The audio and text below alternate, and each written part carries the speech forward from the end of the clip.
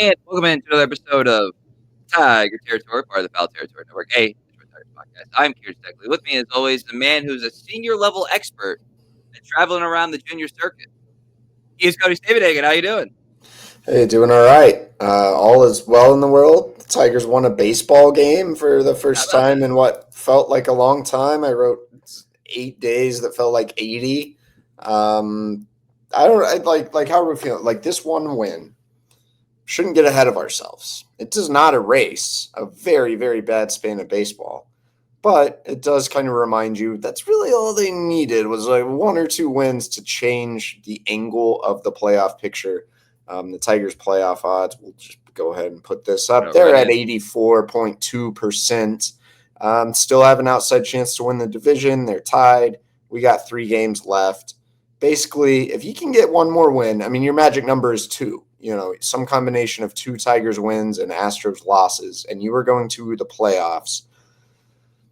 So there's that big exhale. Again, I don't think that makes any of this better. You do have to, it'd be nice to see him win maybe 2 in a row. But you have a chance to right this ship a little bit. I think it'd be the most 2025 Tigers thing ever to get in the playoffs, go back to Cleveland, beat the Guardians, and then who knows what happens from there. I'm not saying it's going to happen, but I could sure see it happening. Yeah, in regards to Thursday night's game, we're recording this Friday morning. Cody's already in Boston, so it's full go time. Obviously, I'm watching the game. I'm at my local watering hole. I'm taking notes, and this guy is like trying to talk to me about Russian literature and how that's how he used to like get girls in college. And I'm like, dude, it's the 8th inning. Finnegan's on the mound. Like, I'm trying to be nice, but The like, Russian literature thing doesn't actually work. At least not at Oklahoma State. Maybe if you go to Tufts or something. so yeah, I'm trying to be nice, but it's like, dude, this is crucial moments here.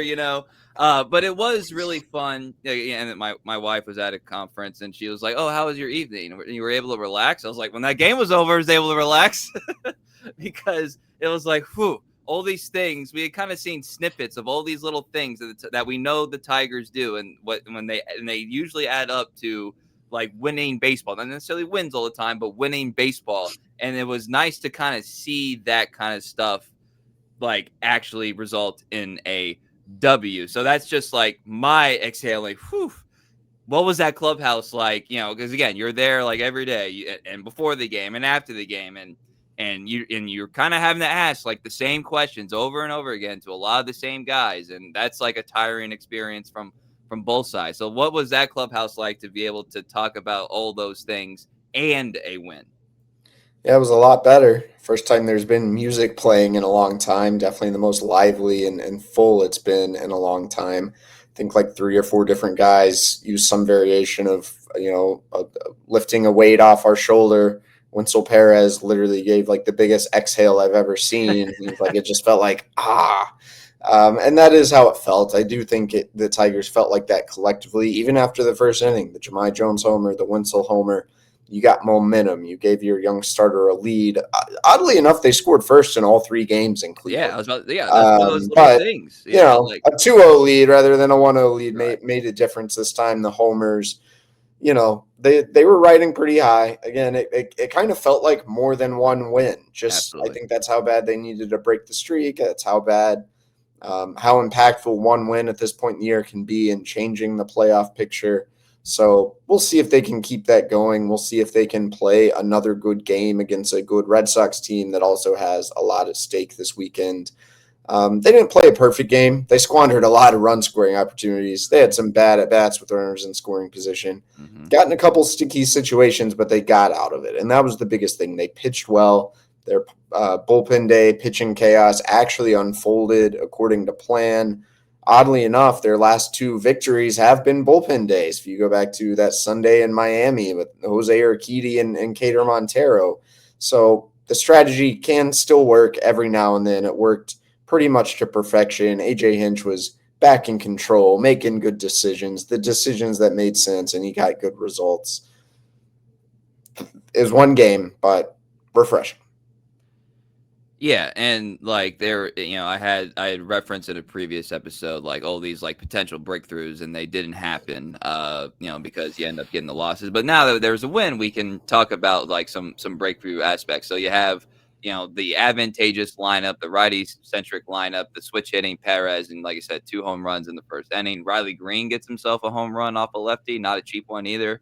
Uh, and and the bullpen like actually playing out Mhm. as designed, as instructed. I think obviously these pieces were all acquired at different times and there's been injuries, but like that the Herder, Canley, Finnegan, Vest, like go lineup, if you would, is something that AJ would probably like to use at a decent clip. You have the righty, you have the lefty specialist, you have the righty with what we've seen this year can be a devastating pitch and Canely, and then you bring in essentially your two closing horses, and they're able to get the job done even through the Quan and the Ramirez part of the lineup there. So what was yeah, again, it's one game, but it's going into the final weekend. What's the bigger deal from that win, and also the Melton piece, which we'll get to as well. Well, yeah, I'd like to say it's the pitching, but looking at the stats, the Tigers game notes puts out every day, Tigers are now 70-5 when they lead after 6 innings, which it doesn't feel like that given how much we've complained about the bullpen all season. I think what that shows is like, well, you've had two pretty good guys at the back of your bullpen for most of the year. Vest has been pretty good all year, despite a little lull this month.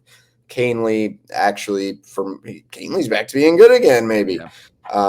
For a lot of the year, Canely's been good. You've been okay at being able to hold on to leads. It's when you have to dig deeper in your bullpen that the Tigers have gotten in some real trouble. When tied after 6, they have a losing record, 12-14.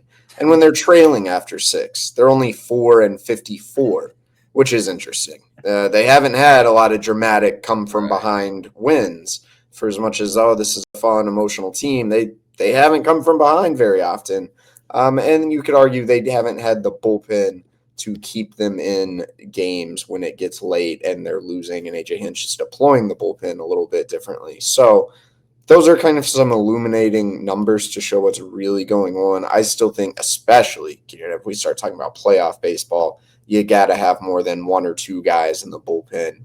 And at least for a night, you did. You had Melton coming out of the gates. We'll talk a little bit more about him in a second. Brent Herder, pretty important guy for you, man. Not having him for a stretch in the year, him having to go down and rediscover his mechanics, that hurt. Will Vest, that was his best outing in a minute. His style, it looked a little more like Will Vest. I asked AJ Hinch, like, did you need to see that? And he said, no, I just need to see the final out. So, Yes. he trusts Will and all that. But yeah, I needed to see that, I think you feel a lot better. Kyle Finnegan, low-key, been giving up some runs. Keep an eye on that. But strung together, the game unfolded as planned. I think that was the most important takeaway. Yeah, and I also don't want to let the fact that Javi had himself an RBI too. Like, I was going to say, Kieran, who was the MVP of that game? You could argue Melton, could argue Jamai. There's a low-key case for Javi Baez. RBI single, another knock, and some nice defensive plays. A reminder that the Tigers are just a better and a different team when Javi is able to be A, on the field, and B, at least somewhat productive. Yeah, I don't know and if that's going to be the case going forward, but it was a little reminder of like, dude, this guy matters. they did a lot of the small things yesterday that, again, it's like this is the team that I've watched since late March. I didn't recognize this team over the past couple of weeks, but this is a team that I've watched since late March. All the little things. Javi, how comfortable he is, like going after balls, and his IQ, and then like really, really aggressive, like a really aggressive base running, I would say, yesterday as well from a couple guys, including Parker Meadows. And then even like what was at the bottom of the fourth, Gleyber Torres makes a barehanded play on Rocchio and gets the out. Umpire kind of like sneezes or something. I don't know. I didn't see where his hands went. And so but Torque throws home and makes a perfect throw where Dingler just has to like catch, glove down, right where the slide was. It obviously didn't matter because the out was at first base. But there was a situation where what if he's safe, and then what happens at home, and then like does that become like the "Are you effing kidding me" Tigers? You know what I mean? Like that was a real thing that could have happened. But like all those little things played into it. So that was really good to see. And then we got to give credit to one Jamai Jones, and we will do that in the form of making him our chart topper of the week, presented by DraftKings.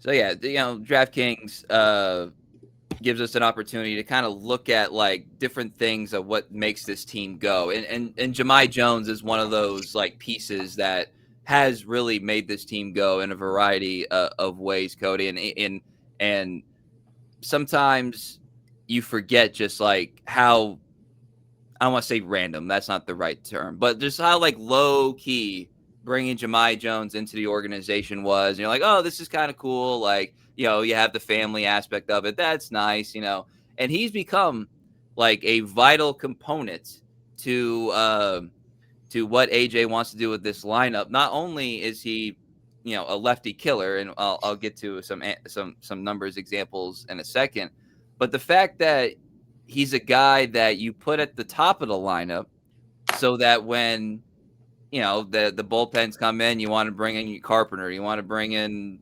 Meadows is a bad example, but McKinstry, whoever, like you can put those guys at the top of the lineup to be with the heart of your order. You see what I'm saying? So it's not just like, oh, he's a guy that we play against lefties. We play him from the jump, and I think that's important too. So how do you kind of illustrate Jamai Jones' importance to this team?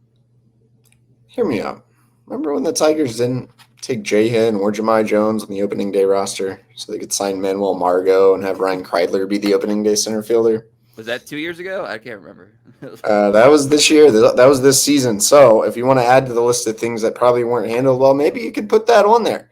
At the same time, in the big picture, one thing Scott Harris got right this year was picking up Jahmai Jones. That was probably the one smaller, under the radar, the type of move that tends to be his MO that he got right. You got this guy for nothing on a minor league deal, and he has a 923 OPS. Like, he has been really good. We were talking at the trade deadline, like, okay, if you get another right-handed bat, you're probably just replacing Jamai. Is that worth it? Probably a good thing they didn't take roll the dice on some other right-handed platoon guy, because you might not have Jamai Jones with a 923 OPS hitting a leadoff homer in a huge game against the Guardians. He's been a low-key bright spot, probably has not been talked about enough just because, hey, there's been kind of a lot of other stuff to talk about lately. But credit is where credit's due. Jamai, he's got a great personality, really authentic guy. Seems like he's fit in well in this clubhouse, handled his role really well, and come up in some big moments, and he might not be done coming up in big moments. Yeah, so that was his 7th home run off left-handed pitching of the season, which matches Gleyber Torres. And if you look at their offensive output in various numbers, like you said, what was Jones's OPS against lefties? 920. Oh, that's just overall. I don't know. Oh, well, against lefties, Torres is a 926. I have it right here, and 954 is Jones. So it's like their profiles are very similar. Even if you look at, don't give the Tigers any ideas, Kieran. We don't need to get any more right-handed hitting next year, so we have Jamai Jones. Careful. Well, yeah. Even if you look at the, if you go on DraftKings, you just kind of play around with the batter props, which I find fun because I think it actually does tell a story.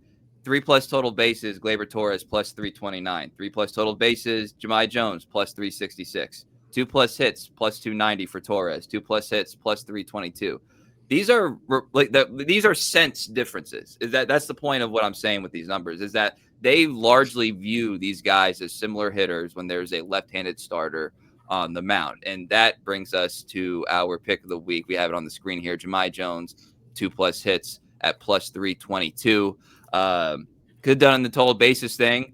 If he does what he did on Friday, then that would have taken care of that. But I was thinking right-hander, Fenway, like hit it off the wall. He's certainly capable of that. The Red Sox are putting Kyle Harrison on the mound Friday as of this recording. So you figure, Jamai Jones is going to be right there. I actually made this pick before the leadoff home run, for the record. So this is not just piggybacking. It's one of those things that actually kind of worked out in our favor, which doesn't always happen. So Jamai Jones, 2+ hits, plus 322. You can download the DraftKings Sportsbook app and use code FOUL. Bet $5, and if that bet hits, you get $200 in bonus bets instantly. DraftKings Sportsbook, the crown is yours. Your season, your shot. The NFL season is rolling, and every touchdown can bring you closer to a payout with DraftKings Sportsbook, an official sports betting partner of the NFL. Every snap is loaded with opportunity. Download the DraftKings Sportsbook app and use code FOUL. That's code FOUL to get $200 in bonus bets instantly when you place your first $5 bet. Plus over $200 off NFL Sunday Ticket from YouTube and YouTube TV. In partnership with DraftKings, the crown is yours. Gambling problem? Call 1-800-GAMBLER. In New York, call 877-8-HOPE-NY or text HOPE-NY 467-369. In Connecticut, help is available for problem gambling. Call 888-789-7777 or visit ccpg.org. Please play responsibly. On behalf of Boot Hill Casino and Resort in Kansas, fees may apply in Illinois. 21 and over. Age and eligibility varies by jurisdiction. Void in Ontario. Bonus bets expire 7 days after issuance. See sportsbook.draftkings.com/promos. NFL Sunday Ticket offer for new subscribers only and auto renews until canceled. Digital games and commercial use excluded. Restrictions apply. Additional NFL Sunday Ticket terms at youtube.com/go/NFL Sunday Ticket/terms. Limited time offer. All right, coming back here, another piece of what we saw Thursday, and something that could be a factor later on, is Troy Melton starting for the first time in like a month, I think, and really showing why this guy is. Why he's been your boy for a while now, and why the starter upside is a lot of fun. You hope you can kind of transition that into some sort of bullpen arm, but that was fun. He was pumping 99. He ends up going 3.2 innings, gives up 1 run. He has on only 2 hits and a strikeout there with 2 walks. Obviously he wasn't going to go 5 or 6 or anything. It's too late for that, but just a reminder of what an asset this guy is when used, I think, in his more natural setting. Yeah, I think the usage of Melton remains a big topic. Did they get this right or not? Should he have just been part of the rotation? It's an interesting question. I think there's a case for it. I don't hate what the Tigers did, moving him to the pen. The whole idea was they could use him more often. They could use him in a wider variety of scenarios. He could be a multi-inning bridge type reliever. That's kind of something they really needed. 2020 being hindsight, that didn't really unfold the way they wanted because they lost 20 of 27 games. They did not have a lead very often, and therefore I don't think Melton was getting as much work or maybe pitching in a lot of scenarios they envisioned him pitching in. Which then begs the question, well, maybe you should just be bringing them in when the game is 0-0. So I guess I see this one both ways. I've been pretty tough on the Tigers lately. I'm not going to kill them for this because I think the thought was there and kind of made a lot of sense. Now, the results ended up being you probably didn't use Melton as much, maybe didn't get as much of him out of him as you could have had you just put him in the rotation. Called it good. The innings limit certainly would be a concern, but it's a concern anyway. Now you're fighting for your lives. And now, if you make the postseason, who knows how many innings this guy is going to end up throwing for you. So I don't know where I land on that one. You feel strongly about it one way or another? Well, I feel strongly that the best use of Melton was what we saw, was a version of what we saw yesterday, and that's him as a starter. I also understand where it's like you gave up assets for Paddock, you gave up assets for Morton. Like, you almost kind of owe it to yourself and your process to let that play out. And as you said, the results kind of blow up in your face. As a result of that, I get that thought process. I get the whole hold a lead thing.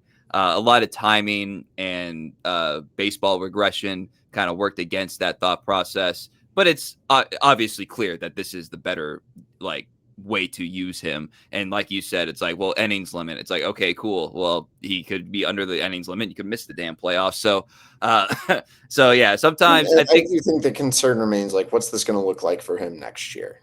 Just both reacclimating to being a full-time starter, the mysteries of arm health, messing with his routine in the middle of a taxing season. Will there be a cost to pay on the back end of this? That's worth worrying about as well. Sure. A lot of thinking goes into it. Sometimes you can overthink too. So that's something that was at least good to see, because I think it's just a reminder of what a real asset he is. All right, let's get into actually let's take a quick break, and then we'll discuss various scenarios and odds and numbers and maths and all these things as we head into a crucial weekend in Boston. But first, a word from our sponsors. Kratz, let's talk about Omaha Steaks, and it's not just steaks. It's chicken wings. It's smash burgers. Big deli style franks. There are a number of categories that you can hit all in one place. They've been doing it for a long time. They're the best in the biz. And if you got a good filet, life's good, man. But you got to finish every meal with some delectable desserts, too. They have those, too, to go along with these delicious steaks. Apple caramel tarts on the list, among many other menu items to check out. Be the hero that orders Omaha Steaks and is the most popular person in your household. So get fired up for fall grilling with Omaha Steaks. Visit omahasteaks.com for 50% off site-wide during their Red Hot Sale event, and for an extra $35 off. Yeah, $35 off on top of that. Use promo code FOUL at checkout. That's 50% off at omahasteaks.com and an extra $35 off with promo code FOUL at checkout. See site for details.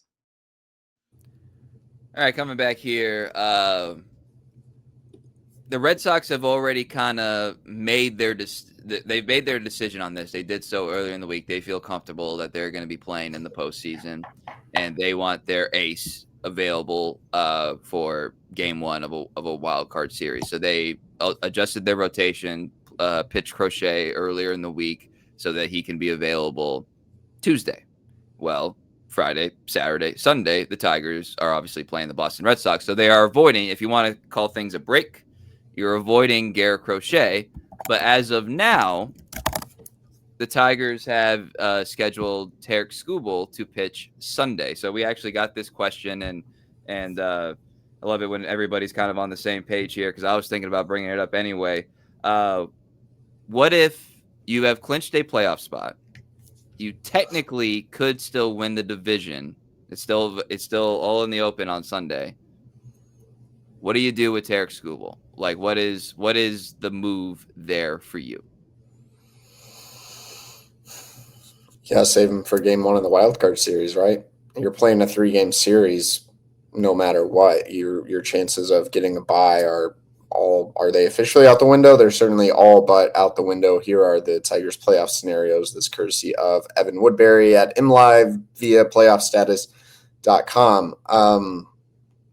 So really, yeah, you could win the division. You could say you won a division title and then roll into the wild card game, not having Skubal in game 1 or 2, and then maybe a short rest situation if you make it to game 3. That's just far too risky. Yeah, maybe it could be the difference of playing at your home field and playing at Progressive Field, but I think at the end of the day, you're going to want Tarek Skubal on the mound. So that's certainly important to keep in mind these first 2 games in Boston. The Tigers probably need to get one of these 2 games. Maybe hope the Astros can lose one, so you're not faced with that scenario of using Skubal on Sunday. That could still be pretty close to a worst-case scenario other than missing the postseason altogether. Yeah, if you get in the playoffs before Sunday, I'm holding Skubal to the wild card series. Yeah, obviously this is an automatic decision if Cleveland has already clinched the Central and you've got a playoff spot. There's no discussion points. I don't think, as much as like win the division is like the kind of the cool talking point, I don't think it's as important as having Skubal available early. Even if it's not game 1, I know in this scenario it would be, but like even if it's not game 1, but just having him available in one of the first 2 crucial games, and then can't figure out if you get to a game 3 situation. I don't think there's much to discuss there. I think you have to look at, if you're trying to win a World Series, not a division, like you have to play Skubal in the postseason. Yeah, I get there first. We all understand that, but you have to play Skubal in the postseason. This is a wild list, dude. Like shout out to the people that bring this up. watching on YouTube, we have all the odds of where the Tigers could match up in the postseason. They could go to Cleveland. They could go to New York. They could host Cleveland. They could go to Toronto. I didn't bring my passport with me. That's going to be a problem. They could host Houston. They could host Boston. Like, pretty much everything is still on the table here. Cleveland is probably most likely 41% odds, but this weekend could get wacky. Having basically the same percentage of hosting Cleveland as going to New York is wild to me. Having 7% chance of going to Toronto is wild to me. Don't let that one happen. It's gonna be nice. And then Boston or Houston going to Detroit is something that I just mentally hadn't even put in there. But 4 and 5%, I guess that does make sense. I almost. I've been mentally kind of preparing for a Cleveland series in Cleveland. We could say this now because they won a game. Like, is there anything like how would that play in the clubhouse? You think going up against Cleveland again? Like, there's a certain part of it where it's like it's just like there's familiarity aspect of it that's kind of like they're not daunting, but they have had your number. You know them so well, they know you so well. It kind of reminds me of like this could be like the new rivalry. You know what I mean? It could be like Pacers and Pistons in the early 2000s, where it's like it doesn't really matter what the game plan is. It's just like it's going to be Jimmys and Joes and not X's and O's, and that aspect actually does kind of intrigue me just from a pure baseball perspective, having teams that just like know each other. And that's how you get like real rivalries, is that you play so often with real stakes. You know what I mean? Like that's fun to me from a baseball fan perspective. Yeah, I mean, there are a lot of things that would be fun about it. It would be intense. I think there's got to be a part of that team that doesn't really want to see the Guardians again, especially at Progressive Field. That's kind of been the Tigers' house of horrors lately. That's where the run ended last year. That's where things fell apart. The first two games of this past series, that's been the site of probably the two worst happenings of Tarek Skubal's career, like injuries and stuff aside. So I don't know, but you also can't lose to Cleveland all the time, man, which is kind of why I think if they end up meeting, it just makes sense that the Tigers could take 2 out of 3. Like, yeah, it just feels like that's how baseball plays out sometimes. So I don't know. My gut tells me that's where it's headed, and we'll see what happens. Yeah, and no shortage of a playoff atmosphere, at least from the the TV and radio perspective in Progressive Field. You would imagine what that place shows out, and we saw it last year too, like how they are in the postseason. So yeah, I mean, it was such a wrap it up here. It was such a relief to just see them kind of do all those things that we know they can do, and get some. Not like unexpected, but like unheralded, like production, like from the unheralded guys production, the Jamai Jones piece. Wenzel Perez had been feeling it, dude. To see him 3 for 38 entering that at bat. To see him get a home run there, to get off to a hot start and kind of control that crowd a little bit, and then like I said, the bullpen hold them off, kind of work as designed. It's still all there. That's my real point. It's still all there. We see it. It still exists. And now they go to Boston with a sense of purpose, as opposed to like what would probably be a feeling of dread, even though they would still obviously be in it. So it also looks a lot better to be tied, even though I understand the tiebreaker. It looks a lot better to be tied going into the final weekend than to be down 2 games. so there you go. Anything else before we chat here, Cody? No, that covers it up. The feel's a lot better. Even if this team goes on to win the World Series, I don't think we should forget the lessons learned from this slide. But I don't know. Maybe we can enjoy these games again here, the last 3 and whatever may or may not come after, rather than it did. It felt like dread every night there for a little bit. Like it was not fun. Let's see if we can get back to at least having some fun. Exactly. All right, you can follow Us on X, formerly known as Twitter, at Cody Stavenhagen, at Kieran_Steckley, pod page at Tiger Territory _YouTube. Thank you so much to everybody who has subscribed there. If you haven't already, please do as we get to the end of this season and potentially the postseason. TigerTerritoryShop.com for all your Tiger Territory merch. So for Cody Stavenhagen, I'm Kieran Steckley. Everybody have a great day.